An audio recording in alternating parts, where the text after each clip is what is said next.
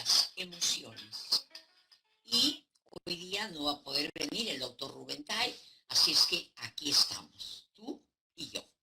Y para las personas que por primera vez nos ven, tenemos que decirles que este programa se construye a través de casos que nos envían o a nuestro correo, pero más al Facebook.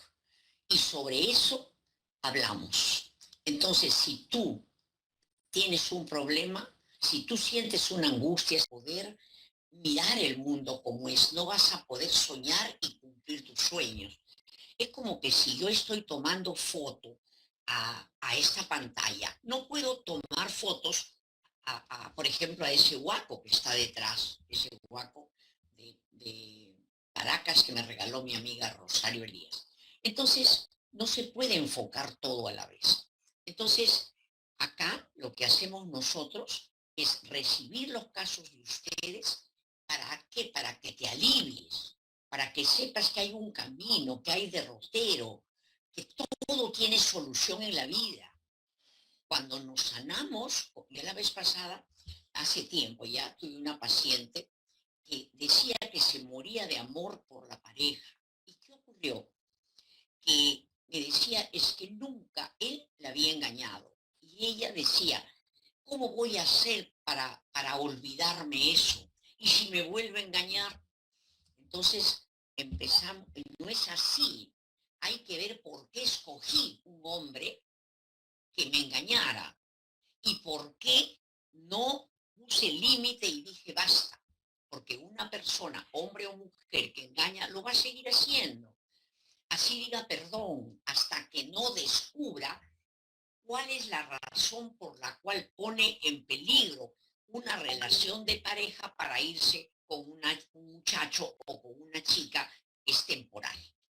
Entonces, es importante saber los orígenes. Cuando nosotros con ella hicimos un trabajo y ella descubrió que en cada persona enamorado que la engañaba, y siempre era así, encontraba al padre, que lo mismo hacía en su casa. Ese era el modelo de varón que había tenido. ¿Ustedes creen que uno vive con un padre o madre y no graba? Si lo queremos al padre o a la madre, nos da rabia a veces que nos gritan, pero hay cariño. Ese cariño es un pegamento. Entonces es como que tuviera en este celular un pegamento. Entonces, quiero mi celular, pero si se pegan piojos, entonces yo voy a amar mi celular con sus piojos también, porque voy a recordar, ay, mi celular, y también, aunque no quiere, están los piojos. Entonces, por esa razón es que uno tiene que descubrir cuál es la razón por la que me quedo pegada en la infelicidad y que pienso que él va a cambiar. Esta paciente cambió, ella se dio cuenta por qué estaba años con esta persona y terminó. Después de 5 años, él vino a verla. Y bueno, tienen una buena relación ahora, ¿no? Pero él también tuvo que descubrir por qué razón dejaba una relación buena para irse con chicas tramposas o chicas buenas a quienes él engañaba. Entonces acá lo que se quiere es que uno sepa que cuando hay un problema, no es el problema de él, no es que ese es borracho, no. Y yo estoy muerta, soy un objeto, ¿qué cosa soy? ¿Un lapicero? ¿Qué soy? Cuando hay una persona que es alcohólica, por ejemplo, no es que él es enfermo y yo no, no. Por algo he conseguido un hombre débil, débil de emociones, que va donde lo lleve el viento, porque seguramente la madre o padre no le dieron fortaleza. Entonces, por ejemplo, estas personas creen que ellas son las sanas. No, la enfermedad fue tuya por elegir un hombre así y por perpetuar la relación, contentándote con que cada vez que viene borracho tú le dices, ay, no debe ser así. No, acá las cosas tienen que enfrentarse como son. Si el enfermo alcohólico no se cura, o lo soportas toda la vida callado boca, o de lo contrario te separas. Porque si no va a ser una vida de angustia. De nada sirve estar hablando o sufriendo, sino que a veces en la infancia las mujeres nos hemos sentido solas, ha habido una madre dura, nos hemos sentido asustadas y sobre todo que nadie nos entendía. Eso es soledad. Entonces, cuando viene un varón y te abraza, te besa, uy, sientes que ya estás acompañada.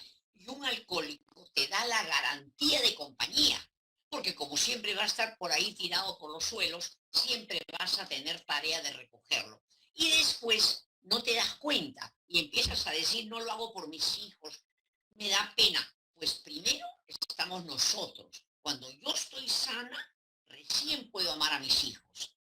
Si yo estoy mal, lo voy a hacer es dañarlos. Por eso, para amar bien, uno tiene que ir arreglándose. Bueno, entonces empezamos a ver nuestros casos. ¿Cuál es el primer caso? Algo me pasa acá en la máquina que no puedo ver. Ya está.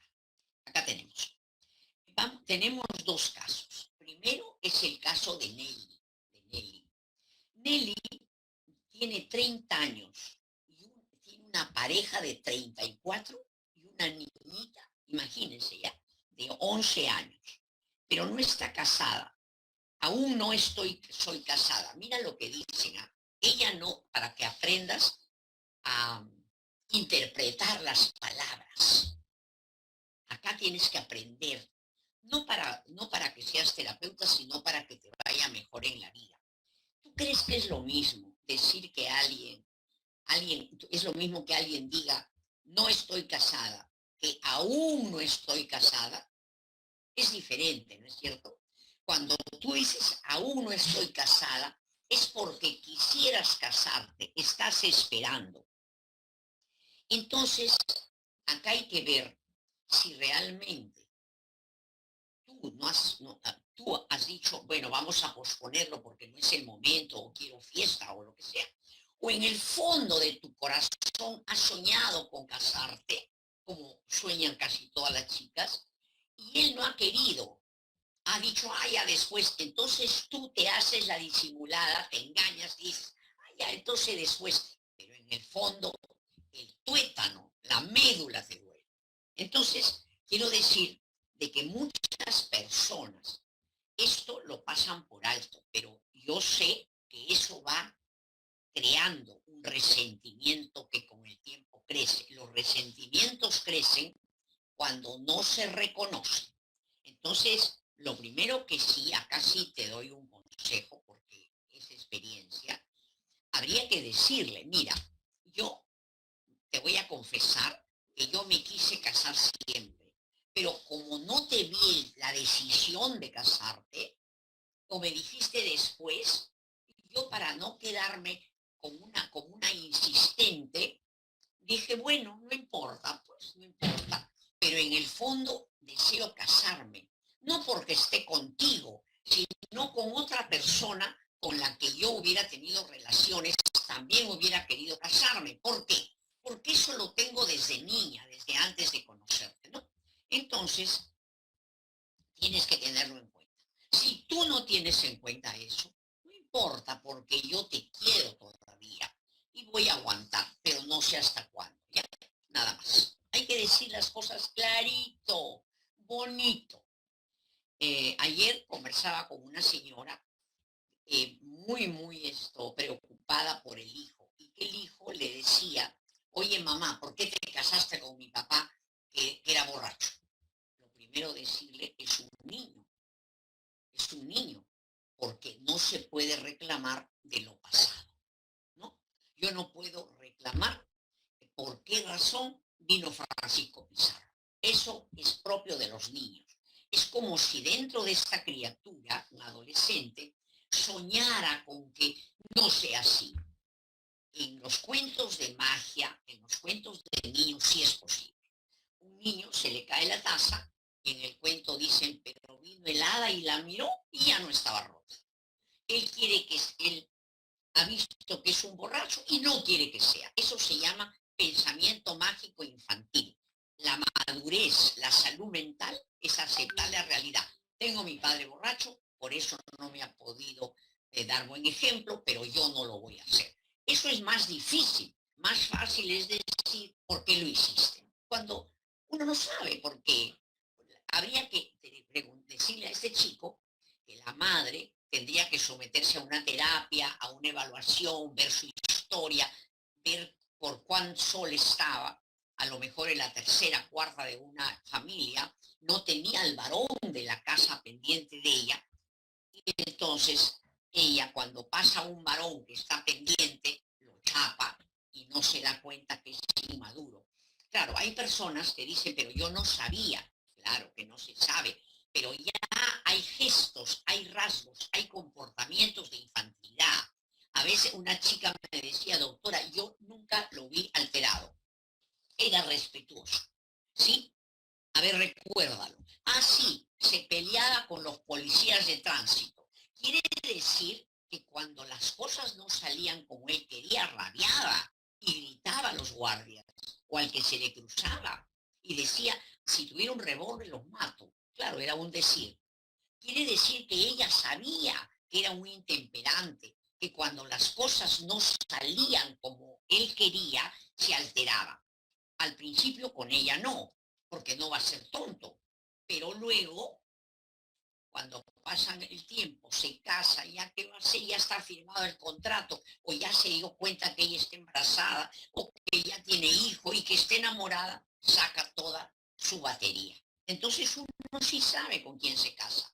Una persona así puede acabar de un, porque no acepta la realidad, por ejemplo, que le ponen una papeleta y en lugar de hablar bonito, se pone a gritar o cuando se le cruza a alguien. Entonces, como no acepta que la realidad no sea como él desea, entonces simplemente se altera. Entonces, ahorita estoy pensando que en todas las sesiones, Paulina, que es nuestra operadora, la persona que nos apoya, entonces me va a hacer recordar de que deseo no es realidad. Y somos sanos cuando aceptamos que la realidad, así no me guste, es la realidad. Que tengo que luchar por mis deseos, de acuerdo, pero ya si es que no puedo, no se va a poder el pasado arreglar, entonces no voy a perder el tiempo. De eso voy a hablar en todas las sesiones hasta que se quede en la cabecita bien grabada. Dice, mi pareja trabaja casi siempre fuera de la ciudad porque es topógrafo, ¿no? Esos que miden los terrenos, eso. Yo también trabajo, soy técnica en enfermería y hace poco me enteré que estaba embarazada. Y mi primera intención fue, no quiero tener el bebé, porque con esfuerzo pude terminar mi carrera, recién me colegié, estoy empezando a ejercer. Sentí que si continuaba con el embarazo, todo lo que avancé se estancaría. Aparte de eso, ella tiene una hija de 11 años, que me imagino que es de otra pareja. Y dice, o no sé si es de ella, aparte de toda ya. Además, no, parece que es del esposo, y que ella dice que como él viaja, sobre ella cae toda la responsabilidad de la hija. Dice que se frustró mucho porque decidió no tenerlo. Parece que abortó. Fue muy traumática la experiencia. Hace ya una semana y siento que me deprimo por no haber sido valiente y tener este hijo. Yo ya pasé con mi hijo, con mi hija, dice, de 11 años, la dificultad que es estudiar y tener. Ella se cuida, pero esta última vez fallé. No se puso el anticonceptivo o ni tampoco las pastillas del día siguiente, ¿no? Entonces, ella tiene dos hermanas mayores. ¿Qué decir en un caso como este? Yo no voy a decir si estoy de acuerdo o no con el aborto. Voy a hablar de ella. Miren, cuando ella, miren lo que dice en la parte final, ¿no? Ella dice que se estuvo cuidando y se cuidó con un método anticonceptivo, pero no Nelly, porque si de verdad no hubieras querido tenerlo, te hubieras tomado la pastilla del día siguiente para reafirmar que no querías. Cuando uno tiene un hijo y no te cuidas, quiere decir que hay una, no te cuidas, quiere decir que te cuidas conscientemente, pero hay una parte que desconoces que quiere tener el hijo. Entonces, habrá una parte tuya que muchas veces pensado que tiene que llegar el momento para que tu hija no esté sola. Y ese deseíto que se guardó ha salido y ha hecho que no te cuides, porque has podido tomar las pastillas el día siguiente. Pero ya lo hiciste. El aborto depende de cada persona. Yo he tenido pacientes europeas que abortan con una naturalidad porque tienen otro concepto de la vida. Entonces, incluso en Inglaterra he tenido casos que los he contado, donde llegas y dices estoy embarazada y lo primero que te dicen es, ¿lo piensas tener o piensas abortar? Voy a tenerlo. Y piensas todo con un cheque y piensas darlo en adopción o tener. Pienso tener. Ya. O sea, no es una cosa para sentirse mal, no es un pecado. Pero acá en el Perú sí. ¿Por qué? Porque la formación religiosa te dice desde que comienzas la vida, desde que eres pequeña, que eso es un pecado. Hay gente que está de acuerdo con el aborto, pero yo me imagino que yo tengo personas que abortan y no pasa nada porque son librepensadoras, son feministas, piensan que la mujer es dueña de su cuerpo. Yo no sé cómo eres tú, pero lo que quiero decirte es que eso depende de tu cabecita, depende de lo que tu cabecita esté. Yo cuando fui a Mónaco, hace años, Europa, en una playa, todas las mujeres estaban solo con la trucita y todos sus senos afuera. Todas estaban así, era normal. Y no se sentían mal, porque en su cabeza piensa de otra manera. Entonces, si tú en tu cabeza ha estado que es un pecado, que es terrible, primero tienes que saber que esas cosas son, te enseñaron, pero podías pensar de otra manera, ¿no es cierto? Pero entonces no piense, yo no pienso ni que es un pecado, ni que Dios, no, no, no. Yo pienso que uno tiene que ver con la persona. Si es que esta criatura que tú tienes has sentido que no podías tenerla, has sentido que nadie se iba a hacer cargo de ella y has decidido abortar, es tu decisión, pero no te sientas mal, ni sientas que has cometido algo horrible, porque ni nadie se tiene que atrever a criticarte, porque tú sentiste que no podías cargar con una criatura más. Y esto es una realidad. Esta pequeña cosita, esta pequeña célula recontraenana, pudo ser una criatura. Otro lo hubiera hecho, pero tú no estabas, no sentías ni el deseo de tenerla y estabas asustada.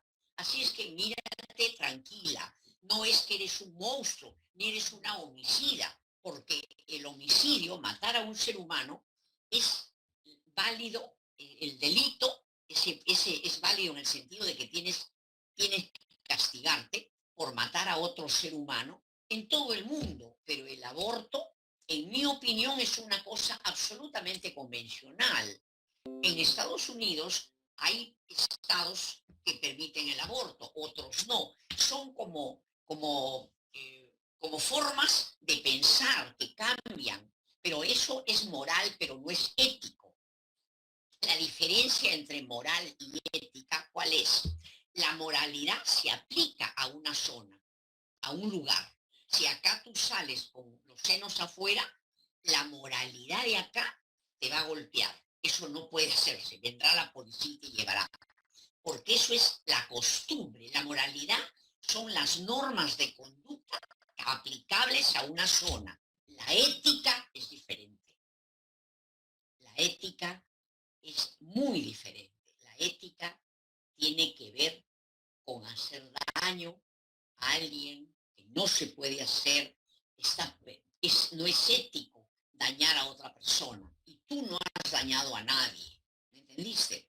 Porque no es universal el aborto. Así es que no pudiste hacerlo, estate tranquila. Y no aproveches este problema que has tenido para sentirte mal. No, no podías. Cuando las mujeres regalan a sus hijos, abortan, es porque no pueden. Es como que yo que soy vieja, quisiera caminar, pues, quisiera correr, ir a una maratón, no puedo. Así, no pudiste, sé buena contigo, tranquilízate y se acabó. Ahora piensa de que esta semillita pequeña te ha dicho que puede ser mamá otra vez y ya encontrarás el momento de serlo. O mira una estrella, que esa estrellita sea esa semillita, ponle un nombrecito y te va a acompañar siempre, no porque sea una persona, sino porque simplemente es un recuerdo para ti. Y punto. Así es que déjate, Nelly, de aprovechar esto para sentirte culpable. Ahora, eh, nada más. Ahora, tú dices que eres la última hija y que tienes dos hermanas mayores. Bueno, yo me imagino que eso tiene que ver con tu paciencia frente al matrimonio. Cuando uno ha tenido un padre para el cual eres la principal, un varón maravilloso, entonces tú te sientes feliz. A una pareja le dices, bueno, ¿cómo es? ¿No te vas a casar? Entonces no. ¿Por qué? No porque tú eres un tesoro, sino porque yo me siento mal de irme con otra, de una persona sin casar. Pero cuando una persona no ha tenido al varón de la casa, para nosotros no lo hemos sentido así, porque has tenido otras hermanas mayores, entonces cuando pasa un varón, ya no importas tú, agarras al varón y no quieres mortificarlo. ¿Para qué exigirle? Y si se va, se va, pues, porque todos somos valiosos, todos somos únicos en el mundo. Y sobre todo, podemos ser cada vez más valiosas cuanto más maduros somos. Y cuanto más maduros somos, ya no tenemos como lagañas en los ojos ni angustias, sino que podemos ver el mundo. Tendremos angustias, pero rápidamente las sacamos. Así es que, Nelly, no te sientas culpable y más bien, sí, de repente esa niña y tú misma hubieras querido tener un hijito si no tuvieras esas condiciones. Entonces, de repente, de acá a 2 o 3 años, de repente puedes hacerlo. Ya. Ahora, vamos a hablar de otro caso. Pero antes quiero decirles que a veces, cuando toda la relación parece que ha terminado, de repente hay una esperanza, de repente se puede. Entonces el doctor va a presentar casos que él tiene, el doctor Rubentay, y va a explicar cómo hacer para salvar una relación. ¿Cuándo vale? ¿Cuándo vale? Si no vale, nada. Si tú crees que vale, que es una persona valiosa, un hombre, una mujer valiosos, etcétera, y que ha habido cariño, sino que ha habido algún problema, algo, sí se puede salvar la relación. Pero depende de la relación. Con esto no vas a creer que estás con un galifardo horrible o una galifarda horrible y que tú vas a querer salvar. A lo mejor lo que te conviene es no salvar. Bueno, ahora, entonces el día sábado a las 5 de la tarde, en esos encuentros que tengo contigo, que la clínica tiene contigo, te vamos a esperar a las 5 de la tarde. Así es que para tratar este tema, que lo va a ver el doctor Tai. Ahora vamos a ver otro caso. Dice, podría ampliar cómo es que los niños que duermen con su mamá se emparejan con ella y hasta pueden volverse gays, ser depresivos, suicidarse o ser violentos. ¿Cómo es que un solo factor puede ser tan determinante? ¿Y cómo considera la metodología Montessori? Gracias. Mira, mi querida Evelyn, yo acá no informo de nada, no informo de conocimientos, porque lo que me interesa es hablar del problema de las personas. Eso es. Así es que yo no doy opiniones sobre nada, pero sí sobre las conductas. Entonces, sobre Montessori no voy a poder, porque ese tiempo que utilizo debo utilizarlo para otro ser humano que está sufriendo. Dice, gracias por darme una perspectiva. Pues aporta mucho, aunque a veces hay cosas que no comparto del todo, pero igual no quita que haya muchas otras que sí. Qué bueno por tu franqueza. Qué bueno, Evelyn, que haya cosas que te parece bien lo que digo y otras cosas no. ¿Por qué razón? Primero, te felicito por tu franqueza. Y segundo, solo las moneditas de oro son apreciadas por todos. Yo hablo acá y digo mi verdad, mi experiencia. Eso digo. Puede haber gente que no le parece. Bueno, respeto a todos. Ahora, ¿qué ocurre? Que en relación a tu pregunta, que es muy buena, ¿qué pasaría, dime, si una vaquita joven está todo el día sobándose, durmiendo con el toro? El toro acabaría por aparear con ella, ¿no es cierto? No una vaquita enana, pero una vaquita pequeña, es una hembrita, el toro se estaría sobando. ¿Acaso no has visto tú que el perro adulto está sobándose con la perrita? ¿Y acaso no has visto que el perrito macho está sobándose con su mamá? Porque somos seres sexuales desde que nacemos. No digo que haya que copular desde que nacemos, pero nosotros somos animales y quien no quiera sentirse, qué pena. Yo tengo 20% de neocortes de pensamiento humano, que razón, no tengo memoria, tengo mi Google acá, pero eso no quiere decir que no tenga un cerebro emocional enorme y un cerebro reptil. El reptil hace que uno actúe de inmediato, hasta cuando el doctor médico te dice cruce las rodillas y te hace un golpecito, salta. ¿Por qué? Porque funciona automáticamente. Viene polvo, cierras los ojos en automático, como los animales también lo hacen. Hay personas que, por ejemplo, un reptil, tú pasas y ¡pum!, te come, te jala, no piensa. Es automático, es sobrevivencia, ¿no? Es para sobrevivir. Tanto el reptil que me jala, yo estoy caminando por la arena y me puede jalar, como es para que él sobreviva. Y también por sobrevivencia yo junto a mis ojos si viene un polvo. Entonces, nosotros somos mamíferos. Tú y yo tenemos estómago, tenemos genitales, sudamos, tenemos un aparato digestivo, respiramos, somos animales, ¿no es cierto? Claro, nos parecemos más al mono porque nosotros somos primates. Dentro de la escala somos primates. Hay monos, etcétera. Nosotros somos un primate que se llama Homo, Homo. Y han habido muchos homos con los siglos y siglos que han pasado, pero ha quedado nosotros, el Homo sapiens, como el Homo sabio. Ha habido uno Homo erectus, porque se paraba de frente. Hay diversos tipos de homos que han habido. Por ejemplo, la mujer de Pekín, una homus de Pekín, era enana totalmente, chiquitita. Ahora ya somos diferentes, ¿no? Entonces, hay, por ejemplo, los pigmeos que viven entre Asia y África. Los pigmeos son pequeñitos, son un tipo de homo, pero son sapiens, porque tienen su cerebro pensante, etc. Entonces, una vaquita, una perrita, que ya sea jovencita, no va a estar dándose vuelta con el perro, porque le va a provocar copular al animal.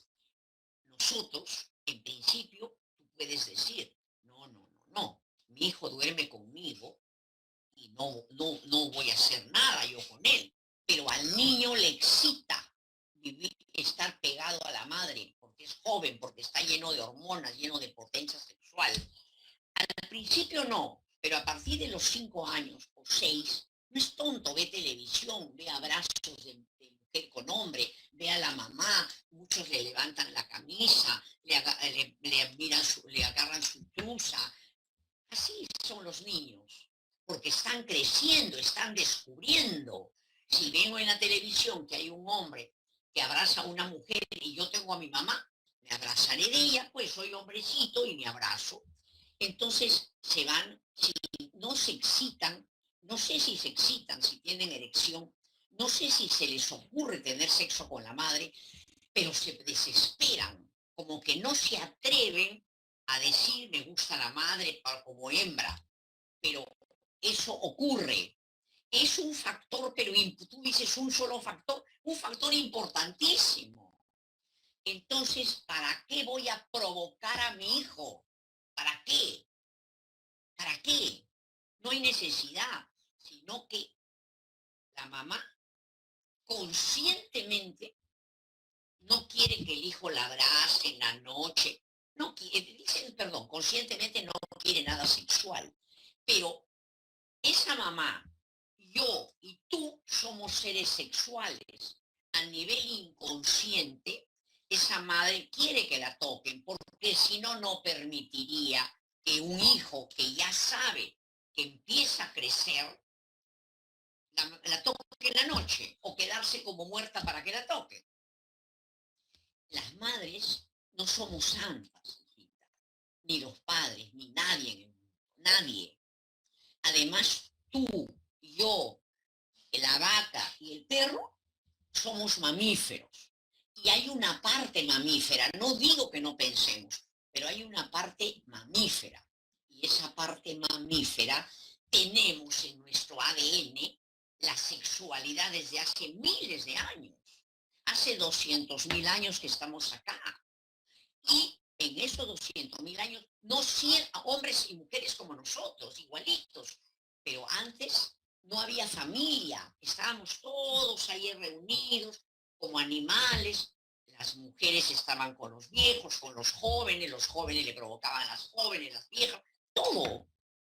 Recién de los 200.000 años, hace 12.000, miren, menos, como un poquito más del 5% que se creó, perdón, que nos quedamos en un sitio a vivir. Acuérdense, en el Paleolítico éramos errantes. En el Neolítico ya vino la agricultura.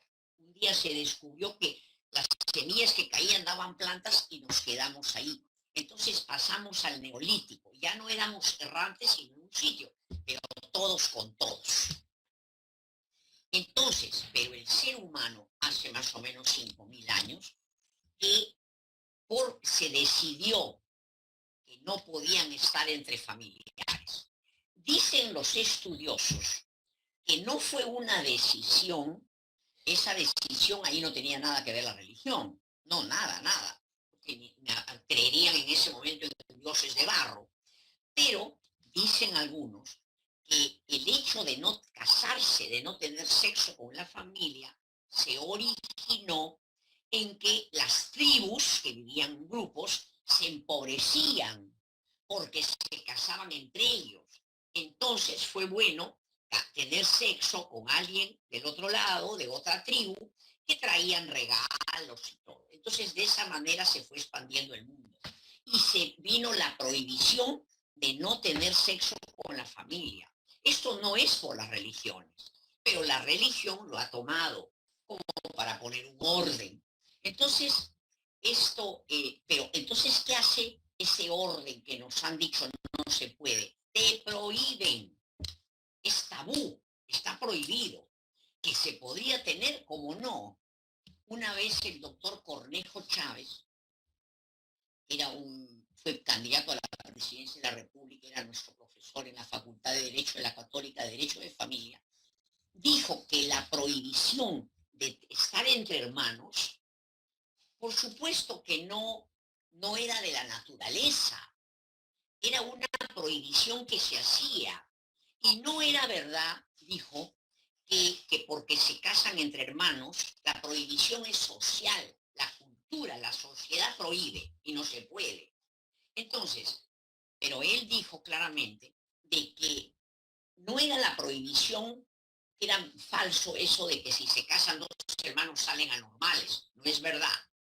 Dijo muy claramente que cada uno de nosotros tiene algunas como células que son enfermas, pero que no han salido, se han quedado, están recesivas ahí, se han quedado guardadas. Y esta persona también tiene células, un tipo de células que han tenido una falla.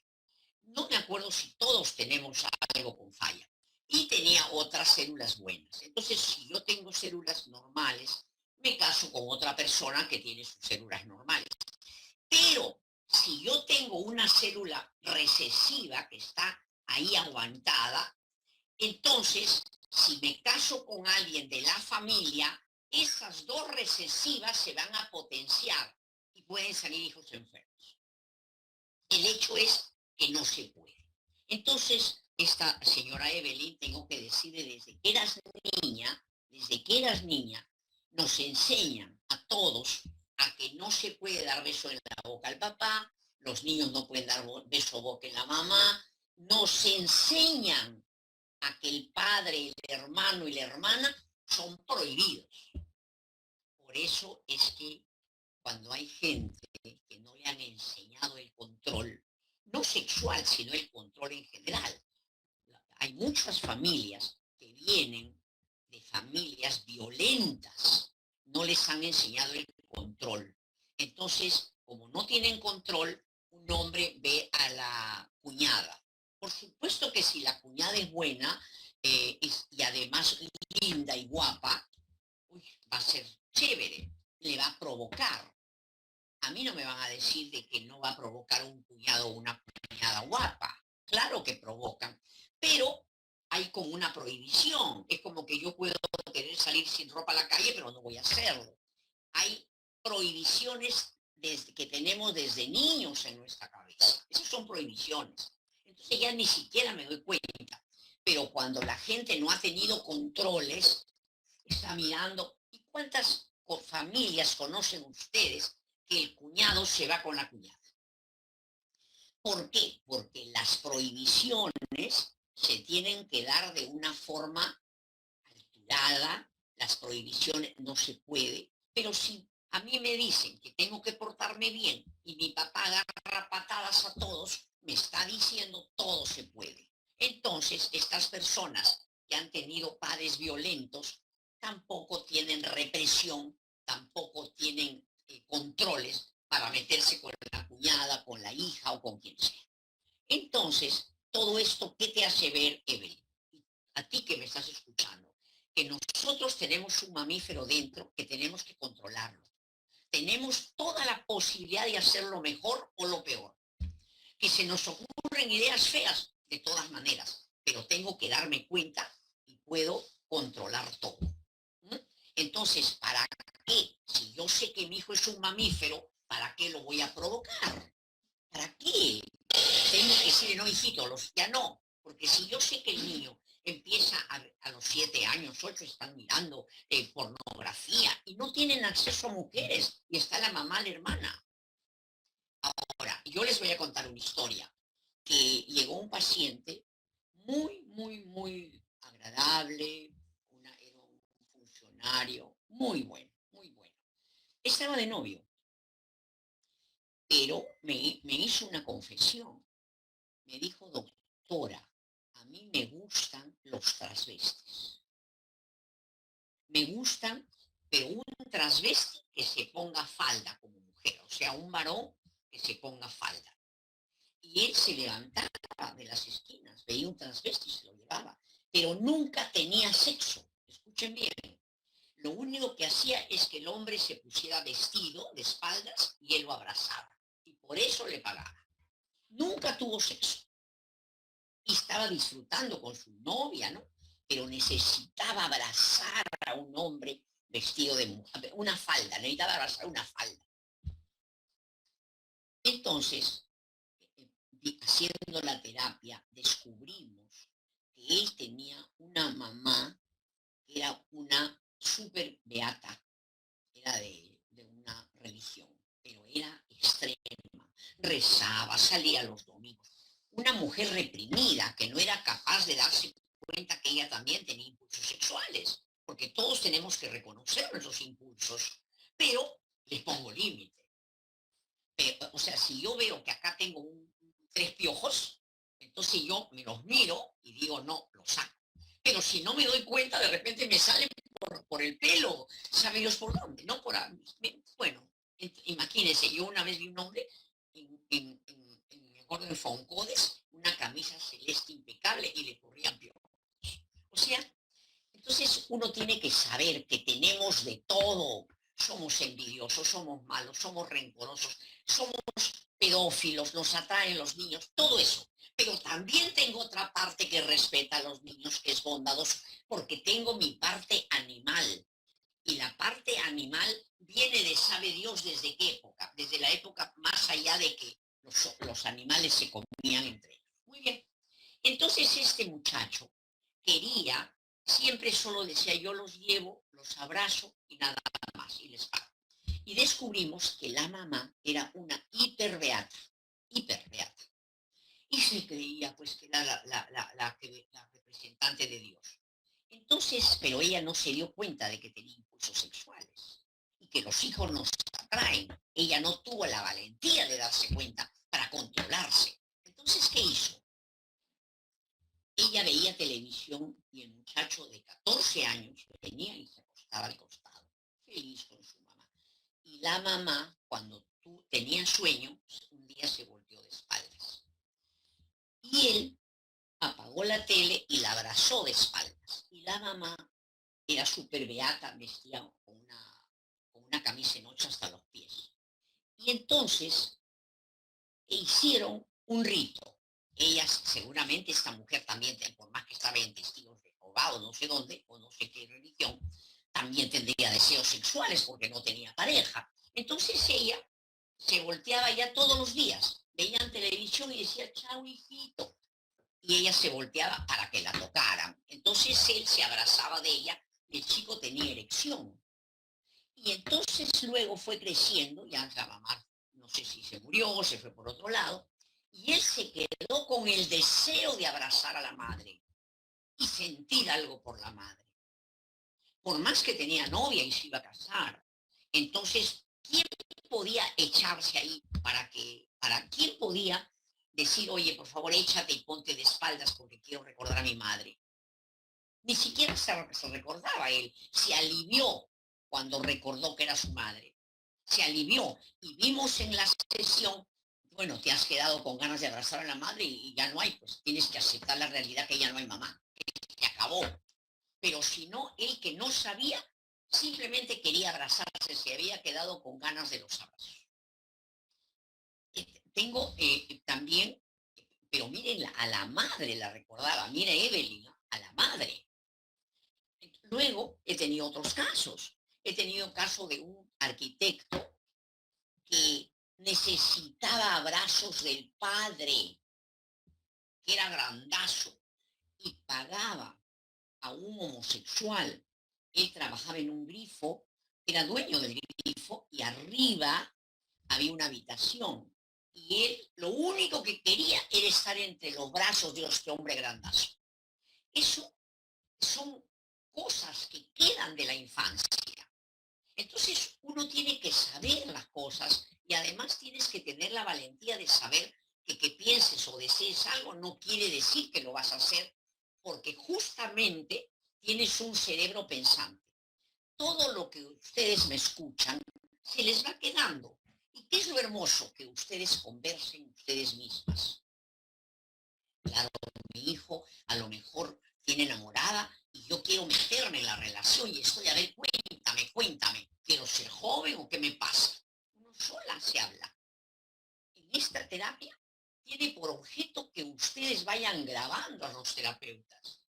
Entonces ustedes graban y eso va quedando dentro de ustedes y después van a ser mujeres y hombres de avanzada. No espantarse. Si a unas beatas se les dice, los hijos nos atraen, ¿cómo va a ser? Pero sin embargo, hijito, ¿cómo vas a ver a tu mujer y a mí no me vienes a ver? Hijito, criticando a la pareja, es porque en el fondo quisieran estar con el hijo. ¿Por qué creen que las suegras son chinches? Y nada de las nueras les parece bien, solo cuando la nuera se somete. Cuando uno reconoce que me atraen los hijos, será, porque me parece tan tonto, ¿no? Bueno, nada más. Ha sido una sesión que me ha gustado para que ustedes entiendan y aprendan. Y bueno, así como yo también he aprendido.